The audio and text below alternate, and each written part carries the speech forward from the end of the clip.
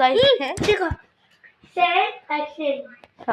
Guys দেখেন আমি ছুটে বেচবো, দাম হল 5 টাকা, ডেলিভারি নিয়ে 600 টাকা।